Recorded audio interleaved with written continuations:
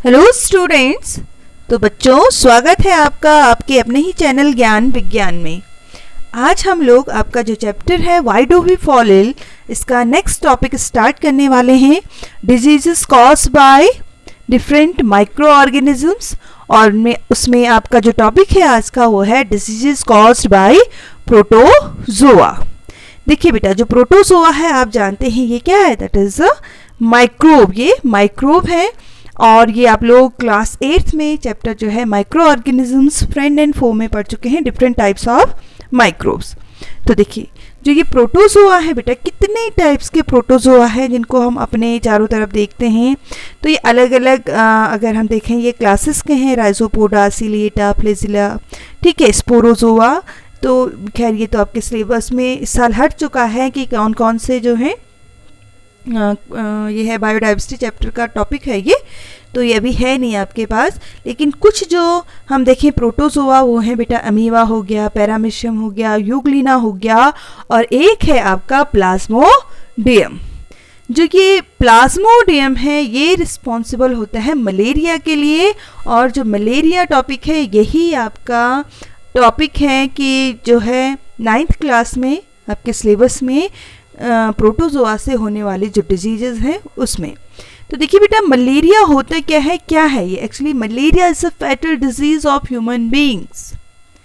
There are about 300 million people around the world which are infected with malaria every year. हर साल लगभग पूरी दुनिया में 300 मिलियन पीपल हैं जो किससे इन्फेक्टेड होते हैं, मलेरिया से।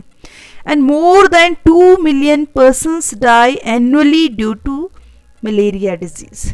हर साल लगभग 2 मिलियन जो पीपल हैं वो क्या हो जाते हैं, मलेरिया की वजह से उनकी डेथ हो जाती है। अब देखिए बेटा, ये मलेरिया होता है कैसे, हमने कहा जो फीमेल एनाफिलिस मॉस्किटो है उसके बाइट करने से। लेकिन जो ये फीमेल एनाफिलिस मॉस्किटो है किस तरह से ये स्प्रेड करती है, आप लोगों ने पिछली जो वीडियो है उसमें देखा है, उसमें कहा हमने कि जो डिजीजेज हैं वो किस तरह से स्प्रेड होती हैं। तो हमने उसमें कहा था वेक्टर बॉर्न डिजीजेज होती हैं, यानी कि वेक्टर जो है वो क्या करते हैं, कैरी करते हैं। उनमें से एक हमने मलेरिया का भी एग्जाम्पल लिया था। तो जो फीमेल एनाफिलिस मॉस्किटो है वो ही कैरी करती है, वो क्या करती है, जो ह्यूमन बींग्स हैं उनके ब्लड को फीड करती है, और उनमें से अगर क्या है किसी को मलेरिया हो रखा है तो ये एक कैरियर का काम करती है। अब देखिए, ये मलेरिया होता किससे है उसको देखते हैं। तो मलेरिया हमने कहा बेटा एक प्रोटोजोआ है आपका, प्लाज्मोडियम।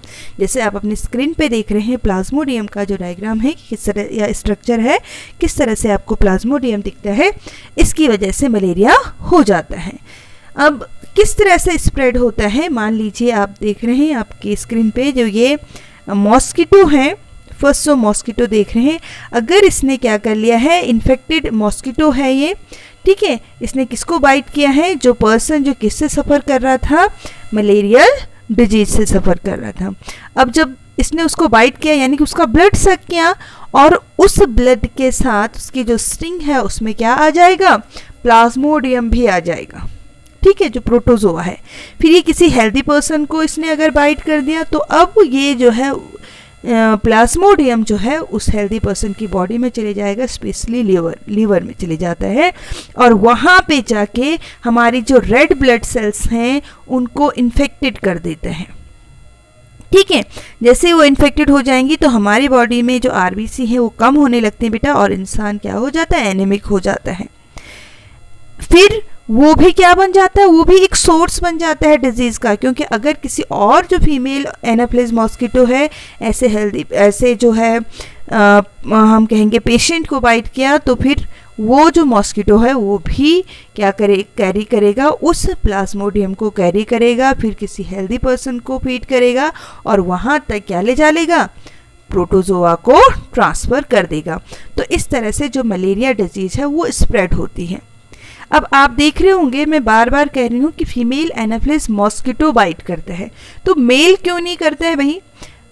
एक्चुअली मेल क्या होते हैं, जो मेल एनाफिलिस मॉस्किटो हैं दे फीड्स वो क्या फीड करते हैं, ओनली प्लांट जूसेस। उनको उतना न्यूट्रिशन नहीं चाहिए होता है एग ले करने के लिए, इस वजह से वो क्या फीड करते हैं, सिर्फ प्लांट जूसेस को फीड करते हैं, वो ह्यूमन ब्लड को नहीं सक करते हैं। ठीक है, चलिए अब देखिए बेटा, मान लीजिए कि किसी को क्या हो, मलेरिया हो गया, यानी कि ऐसा जो मॉस्किटो है, फीमेल एनाप्लिस मॉस्किटो, जिसकी बॉडी में क्या है, प्लाज्मोडियम है, उसने किसी हेल्दी पर्सन को बाइट कर लिया, तो जो हेल्दी पर्सन है वो क्या हो जाएगा भैया, पेशेंट बन जाएगा मलेरिया का। तो कैसे पता चलेगा, क्या सिम्टम्स होंगे? एक्चुअली इसके सिम्टम्स क्या होते हैं बेटा, जो स्किन है उसमें क्या हो जाता है, ठंडा लगने लगता है, स्वेटिंग होती है, ठीक है, और जो है ड्राई कफ निकलने लगता है, स्प्लिन में इनलार्जमेंट हो जाता है, मस्कुलर पेन होता है, ठीक है, और फीवर आता है एक सिस्टमैटिक तरीके से। अब ये सिस्टमैटिक तरीके से किस तरह से फीवर आता है, एक्चुअली जो फीवर होता है इसमें हम कहेंगे इसको मलेरियल अटैक भी इसे हम कहते हैं। ये एक ऐसा होता है बेटा, each malarial attack is of 6 to 10 hours duration, ठीक है, and consist of the 3 stages। 3 stages होती हैं इसमें। फर्स्ट जो स्टेज होती है वो है कोल्ड स्टेज, जिसमें इंसान को अगर ऐसे फीवर हो गया है तो उसे बहुत ठंड लगती है, feeling very cold and shivering, वो कांपने लगता है, ठीक है। और जब इस तरह का कांपने लगता है या सिवरिंग होने लगती है, बहुत ठंडा लगने लगता है, उसके बाद उसे फीवर चढ़ जाता है, हाई फीवर। देन उसका जो रेस्पिरेशन रेट है वो बढ़ जाता है, बहुत जल्दी जल्दी सांसें लेने लगता है, ठीक है, हार्ट बीट बढ़ जाती है। और थर्ड फिर स्टेज आती है स्वेटिंग स्टेज। इसमें क्या होता है कि बॉडी से स्वेटिंग होने लगती है, स्वेट रिलीज होने लगता है, और जब स्वेटिंग हो जाती है उसके बाद जो टेम्परेचर है ये क्या हो जाएगा, it will goes down to normal होने तक रुक जाएगा और मलेरिया का फीवर उतर जाता है। लेकिन ये जो फीवर है फिर रिपीट होता है। हमने कहा ना कि एक सिस्टमैटिक तरीके से आता है, पहले cold stage, hot stage and sweating stage, इस तरह की 3 स्टेजेस हैं। तो अगर किसी को ऐसा फीवर आ रहा है तो इससे पता चलता है कि क्या है, जो पेशेंट है वो किससे सफ़र कर रहा है, मलेरियल डिजीज़ से। और इसके साथ साथ ऐसा जो पेशेंट है उसके क्या होता है, हेडेक भी होता है, बहुत ज़्यादा सर दर्द भी होता है। अब देखिए बेटा, इससे कैसे बचा जा सकता है। हमने हमेशा कहा है कि prevention is always better than cure. जो प्रिवेंशन होती है वो क्योर से अच्छी होती है, क्योंकि अगर एक बार डिसीज़ हो गई तो पूरे चांसेस होते हैं कि हम क्या बन जाए, एक सोर्स बन जाए डिजीज़ के लिए। अगर हमको हो गई तो हम 10 को औरों को फैला सकते हैं, ठीक है। तो इसलिए सबसे पहली बात कि हम अपने आप को प्रोटेक्ट करें, तभी हम अपनों को भी प्रोटेक्ट कर सकते हैं, बचा सकते हैं। दूसरा क्या है कि अगर हमारा एक ऑर्गन डैमेज हो गया किसी डिजीज़ की वजह से, तो ऐसा हो सकता है कि वो ऑर्गन फुली रिकवर ना हो लाइफ में, ठीक है, उसकी सेल्स डैमेज हो सकती हैं। और तीसरा टाइम वेस्ट होता है, हमारी जो बॉडी है, ठीक है, वो उसको रिकवर करने में टाइम लग जाता है। तो इस वजह से कहा जाता है कि prevention is always better than cure, कि हमेशा जो जानकारी है, जो बचाव है वो ही अच्छा होता है, ठीक है। तो जो मलेरिया है उससे कैसे बचा जा सकता है, चलिए देखते हैं। देखिए बेटा, ऐसे जो प्लेसेस हैं जहाँ पे मॉस्किटो ब्रीड कर सकते हैं उन्हें एलिमिनेट कर देना चाहिए। जैसे आपको पता है कि जो मॉस्किटो है कहाँ पे ब्रीड करते हैं, स्टेजेंट जो वाटर होता है, रुका हुआ पानी जो होता है। तो हम अपने घर के चारों तरफ क्या ना करें, पानी को रुकने ना दें। जो हमारे एम्प्टी बॉटल्स हैं, कंटेनर्स हैं, उनमें क्या करें, उनको डिस्ट्रॉय कर दें और वहाँ पे पानी न रुक पाए। इसके अलावा क्या किया जा सकता है बेटा, जो है नेशनल इम्प्रूवमेंट किया जा सकता है हेल्थ के लिए, हाइजीन के लिए, यानी कि हम साफ़ सफाई की ओर ध्यान देंगे तो मॉस्किटो ब्रीड नहीं करेंगे। अगर बाहर सो रहे हैं, घर से बाहर सो रहे हैं, तो क्या यूज़ कर सकते हैं, we can use mosquito net को हम यूज़ कर सकते हैं, ठीक है। इसके अलावा बहुत सारी चीज़ें हैं जिनको यूज़ किया जा सकता है। हम अपने घरों में क्या लगा सकते हैं, वायर गॉजेस जैसे लगाते हैं हम अपने डोर्स पे, विंडोज़ पे, जो वायर नेट्स होती हैं उनको लगाते हैं, वायर गॉजेस यूज़ करते हैं, ठीक है। तो इससे भी क्या है, हमारे घरों के अंदर क्या नहीं आते हैं, मॉस्किटो की जो एंट्री है वो क्या हो जाती है, रुक जाती है, प्रिवेंट हो जाती है, ठीक है। इसके अलावा हम कह सकते हैं we should sleep under mosquito net. इसके अलावा मॉस्किटो रेपेलेंट जो क्रीम आती हैं, जैसे ओडोमोस हो गया या अदर भी बहुत सारी चीज़ें आती हैं, उनको हम यूज़ कर सकते हैं। इसके अलावा क्या है, जो बच्चे हैं या कोई भी, अगर हम घर से बाहर निकल रहे हैं तो हमें क्या पहनना चाहिए, फुल स्लीव्स के क्लोथ पहनने चाहिए, लॉन्ग ट्राउज़र पहनना चाहिए जिससे मॉस्किटो हमें बाइट ना करे, ठीक है। और जो यंग चिल्ड्रन हैं, प्रेग्नेंट वुमेन हैं, तो उन्हें ऐसी जगहों पे जो है अवॉइड करना चाहिए जाना जहाँ पे मलेरिया डिजीज़ स्प्रेड हो रखी है, इससे वो अपने आप को बचा सकते हैं।